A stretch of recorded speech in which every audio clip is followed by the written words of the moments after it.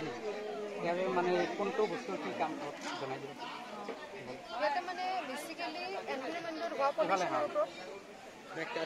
ইয়াতে মানে বেসিক্যালি এনভায়ৰনমেন্টৰ পলিউশনটো কথা হৈছে কেনেকৈ আমি পলিউশনটো কমাব পাৰোঁ বাই using plant and many microbes ইয়াত বহুত প্ৰকাৰৰ প্লান্ট মানে ৰোপণ কৰা হৈছে সেইবোৰ হৈছে নিম গছ ৰাবাৰ গছ পিপলৰ গছ এইবোৰে বায়ুমণ্ডলৰ পৰা গেছবোৰ শোষণ কৰি বায়ুমণ্ডলটো পিউৰিফাই কৰিব পাৰে এইফালে যিহেতু ইণ্ডাষ্ট্ৰি আছে এই ইণ্ডাষ্ট্ৰিৰ পৰা ওলোৱা পলিউশ্যনবিলাকে বায়ুমণ্ডল যিহেতু প্ৰদূষিত কৰি আছে আৰু ইফালে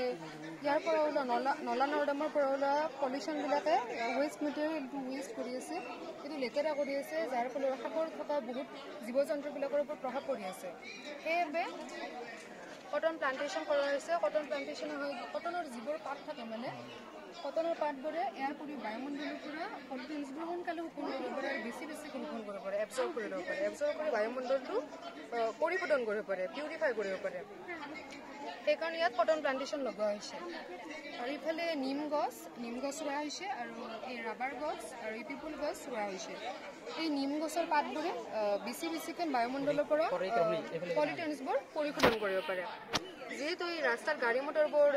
ওলাই আছে আৰু ৰাস্তাৰ পৰা ইয়াৰ পৰা ধোঁৱা ওলাই আছে সেইবাবে এইবোৰে গাড়ী মটৰৰ পৰা ওলোৱা ধোঁৱাবোৰ বায়ুমণ্ডলটো একেবাৰে মানে প্ৰদূষিত কৰি পেলায় যাৰ ফলত carbon dioxide carbon monoxide sulphur dioxide এইবোৰ বায়ুমণ্ডলত বিয়পি পৰে সেইবোৰ কমাবৰ কাৰণে পিপলৰ গছ ৰাবাৰ গছ এতিয়া লোৱা হৈছে ৰাবাৰ গছ আৰু পিপলৰ গছৰ পাতবোৰ যিবোৰ পাত থাকে সেইবোৰ পাতবোৰৰ পত্ৰৰন্ধ্ৰৰ সহায়ত বায়ুমণ্ডলত থকা পলিউশ্যনবোৰ বেছি শোষণ কৰিব পাৰে আৰু বায়ুমণ্ডলটো পিউৰিফাই কৰিব পাৰে আৰু এই বস্তুটো এইটো হৈছে মাইক্ৰ' এলগিকালচাৰ ইয়াত যিবিলাক মানে পলিউশ্যনছ হৈ আছে আৰু ইয়াত যিবিলাক পলিউশ্যন হৈছে সেইটো কমাবৰ কাৰণে এলগিকালচাৰ কৰা হৈছে যিটো পলিউশ্যন থাকে সেই পলিউশ্যনটো বেছিকৈ কমাব পাৰে আৰু শোষণ কৰি এইটো কমাব পাৰে ঠিক আছে তুমি কোনটো সেমিষ্টাৰ পঢ়া মই BSc 4th semester ঠিক আছে ঠিক আছে থেংক ইউ বটানী ডিপাৰ্টমেণ্ট হয় বটানী ডিপাৰ্টমেণ্ট